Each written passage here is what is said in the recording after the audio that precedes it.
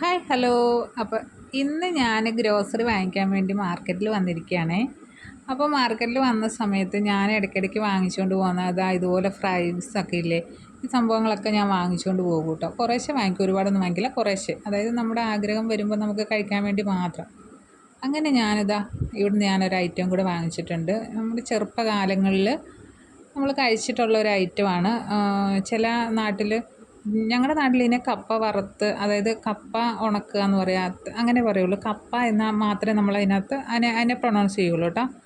ചില നാട്ടിൽ കൊള്ളി എന്നൊക്കെ പറയും, ചില നാട്ടിൽ വേറെ എന്തൊക്കെയോ പേര് പറയും കേട്ടോ. അതൊന്നും എനിക്കറിയില്ല. എന്നാലും ഞങ്ങളുടെ നാട്ടിൽ കപ്പ, അത്രയേ ഉള്ളൂ. എന്നിട്ട് ഞാൻ സാധനങ്ങളൊക്കെ വാങ്ങിച്ചതെല്ലാം ഞാൻ റെഡിയാക്കി വെച്ചു. വന്ന ഒപ്പം തന്നെ ഉണ്ടല്ലോ എനിക്കിത് കഴിക്കാൻ തോന്നി. അന്നേരം ഞാൻ എന്ത് ചെയ്തെന്ന് വെച്ച് കഴിഞ്ഞാൽ പാനടുപ്പത്ത് വെച്ച് ചൂടായി കഴിഞ്ഞപ്പോഴത്തേനും എണ്ണ ഒഴിച്ചിട്ട് ഞാൻ 2-3 തവണയായിട്ട് ഇട്ടിട്ട് ഞാനിത് വറുത്ത് കോരുകയാണേ. വറുത്ത് കോരുക എന്ന് പറഞ്ഞു കഴിഞ്ഞാൽ ഉപ്പ് ഇതിനോടൊപ്പം തന്നെ ഇടുന്നില്ല. ഇത് വറുത്തതിന് ശേഷം മാത്രമാണ് ഉപ്പിട്ട് ജസ്റ്റ് ഒന്നിങ്ങനെ നമ്മളിങ്ങനെ പാറ്റിയെടുക്കുക എന്ന് പറയില്ലേ, അങ്ങനെ. അതായത് ജസ്റ്റ് ഇങ്ങനെ ഒന്ന് ഇളക്കിയെടുക്കുക, അത്രയേ ഉള്ളൂ.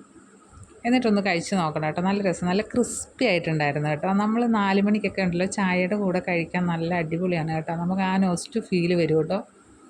അപ്പോൾ എനിക്ക് എന്തായാലും ഭയങ്കരമായിട്ട് ഇഷ്ടപ്പെട്ടു. അപ്പോൾ കുറേ നാളിന് ശേഷം ഞാൻ എൻ്റെ പഴയ ഓർമ്മകളൊക്കെ ഇങ്ങനെ ഒന്നായി വിറക്കി. പഴയ ഓർമ്മകളെന്ന് വെച്ച് കഴിഞ്ഞാൽ ഒരുപാട് പഴയ ഓർമ്മകളല്ല, ഏകദേശം ഒരു 20 വർഷത്തെ മുമ്പത്തെ ഓർമ്മകളൊക്കെയാണ് കേട്ടോ അതൊക്കെ. അപ്പോൾ എനിക്ക് എന്തായാലും ഭയങ്കരമായിട്ട് ഇഷ്ടമായി. ഒരാഗ്രഹം അങ്ങനെ സാധിച്ചു കിട്ടി. അപ്പോൾ നമ്മൾ കപ്പ വറുത്തതാണ്ട് ഈ ഒരു പരുവത്തിലാണ് കപ്പ വറുത്തെടുത്തത് കേട്ടോ. നമ്മൾ ഒരുപാട് തീ കൂട്ടി വെച്ച് കഴിഞ്ഞാൽ അത് കരിഞ്ഞു പോവേ. നൈസായിട്ട് അരിഞ്ഞ് ഉണങ്ങുന്നതല്ലേ, അതുകൊണ്ടിട്ടാണ് കേട്ടോ.